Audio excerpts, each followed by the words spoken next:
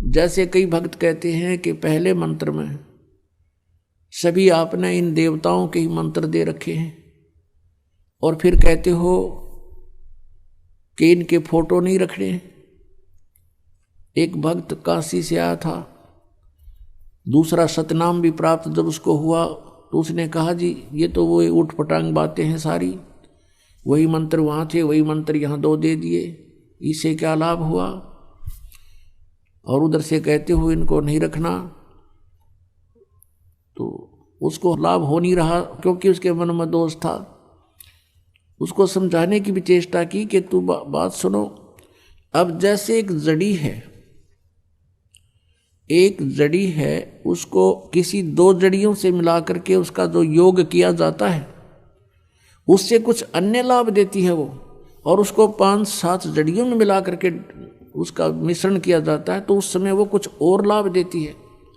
रही बात फोटो रखने की, जैसे आप एक पति भर्ता स्त्री होती है वो अपने पर्स में केवल अपने पति का ही फोटो रख सकती है, दूसरे का नहीं। बाकी अनादरणीय नहीं है, अन्य भी हैं, सबको प्रणाम करें, अगर कहीं फोटो लगे हैं तो दूसरी बात, वो फोटो दूसरी बात है। लेकिन जहाँ पूजा स्थल हो वहाँ पर आप अपने मालिक के अतिरिक्त अगर किसी का फोटो रखते हो तो आपके हृदय में पतिव्रता तो नहीं है, वो नहीं है आपके अंदर, तो वो पतिव्रतापन नहीं होने से भगवान रुष्ट होगा। तो इसलिए हमने अपनी पूजा स्थल पर केवल अपने ही उस पति का यानी कबीर जी का, परमेश्वर का, मालिक का फोटो ही रखना है। बाकी रही बात के जैसे वो आपको बताई दिया कि जब उन्हीं मंत्रों को, उसी जड़ी को हम कई जड़ियों मिलाकर उसका प्रयोग करते हैं तो उसका कुछ अन्य लाभ होता है, और 2 को मिलाकर करते हैं तो उसका कुछ अन्य लाभ होता है। तो ऐसे इनको समझो, क्योंकि जैसे पुण्यात्मा भोजन आटा वही है, गेहूं वही है, और उनको अलग अलग से बनाकर प्रयोग करते हैं तो कुछ आइटम अलग बन जाते हैं, टेस्ट भी अलग होता है।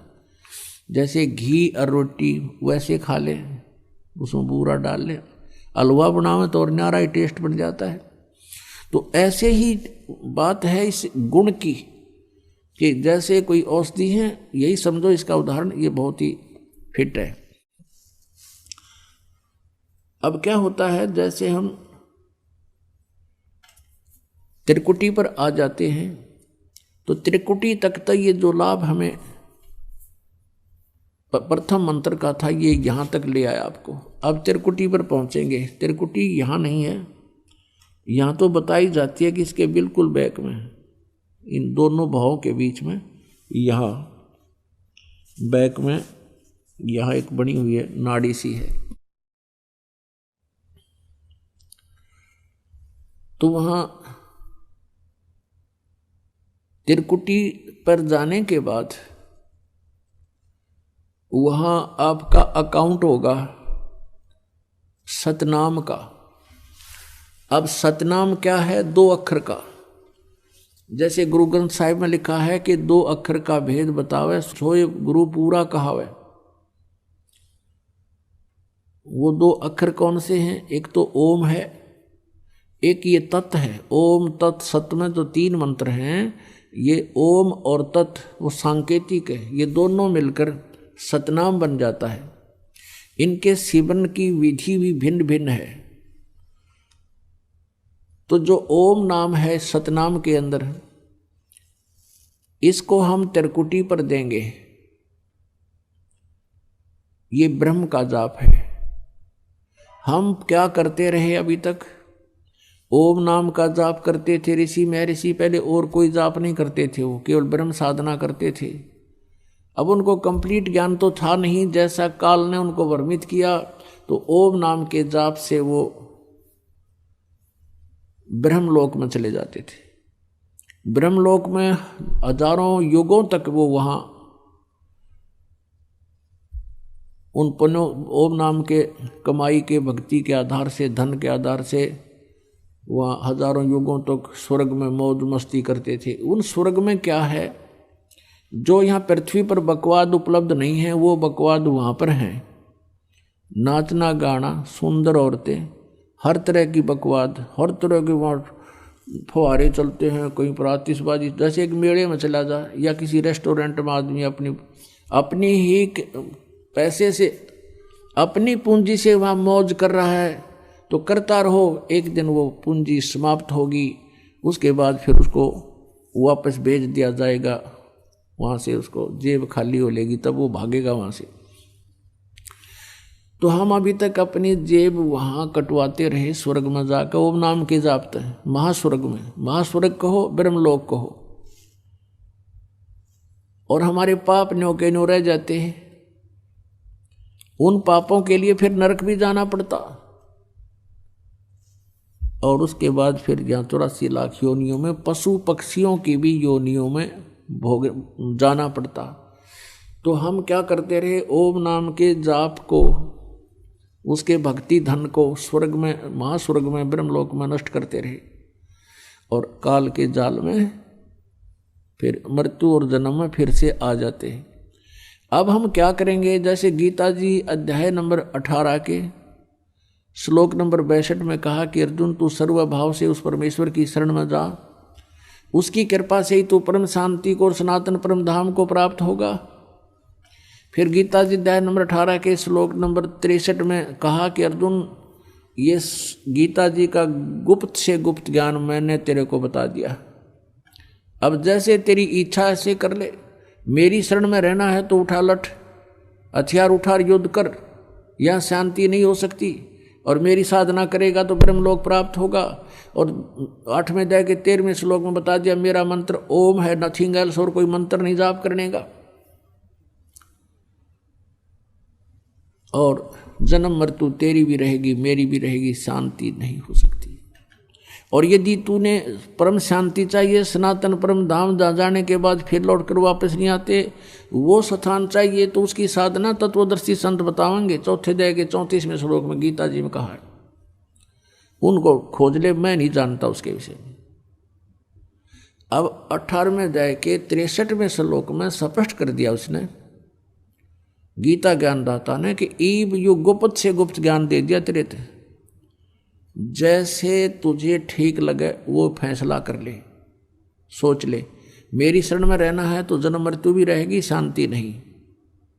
मैं पूरा विश्वास दिलाता हूं कि मेरी शरण में रहेगा तो मुझे ही प्राप्त होगा। तो अंडरस्टूड, जहां साता बासा होई, मन कर्म वचन सुमरियो सोई। फिर 18वें अध्याय के 64वें श्लोक में तुरंत कहा कि एक गुप्त से गुप्त भेद और बताता हूं। फिर सुन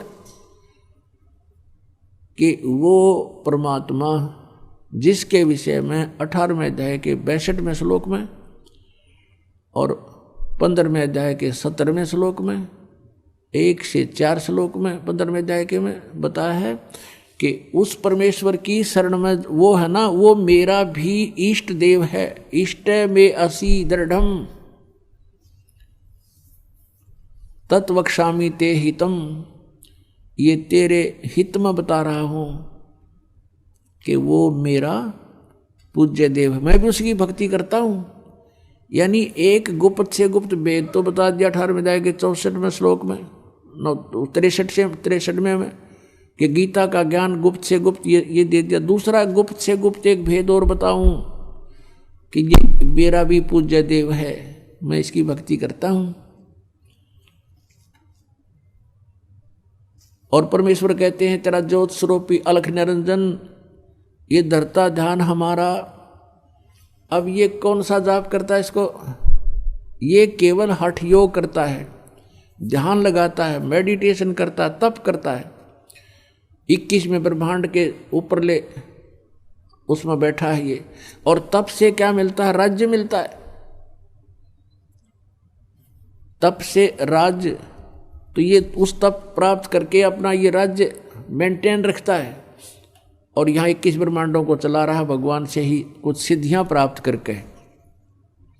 तो परमात्मा ने कहा था गोरखनाथ जी को, तेरा ज्योत स्वरूपी ये अलख निरंजन ये धरता ध्यान हमारा, ये हमारा ही पूजा करता है, हमारा ही ध्यान कर रहा है।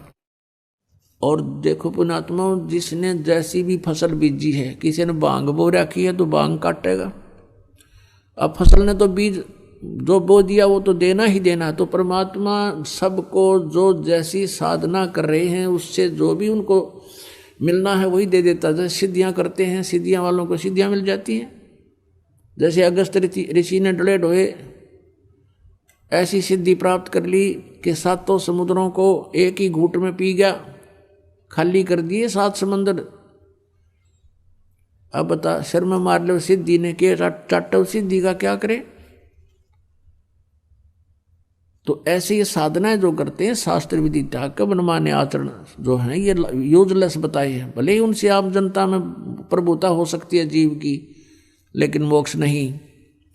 अब 18वें अध्याय के 64वें श्लोक में कहा कि अर्जुन वो मेरा पूज्य देव है, और 18वें अध्याय के 65वें श्लोक में कहा कि अब मेरी शरण में रह, मेरा भक्त बन, मुझे नमस्कार कर और निश्चय ही तो मुझे प्राप्त होगा।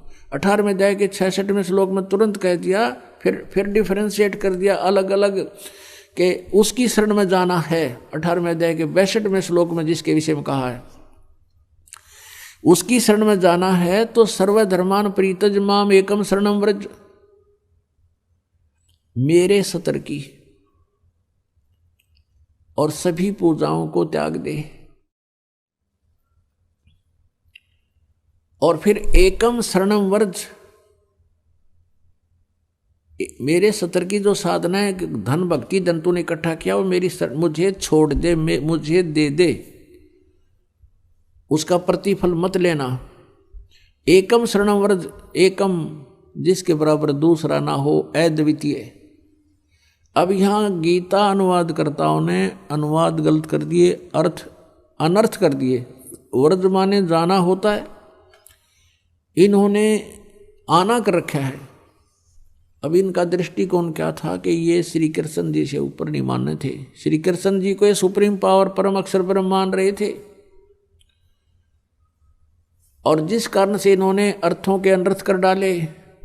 व्रज माने जाना होता है, इन्होंने आना कर दिया।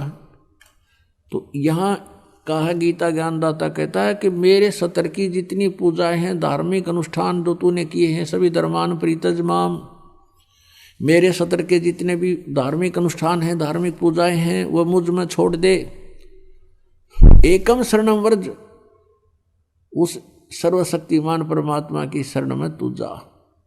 अहम तवा सर्व पापे भ्यामोक्षामि मा शुच, फिर मैं तुझे इन सभी संकटों से पापों से मुक्त कर दूंगा, तू चिंता ना करे।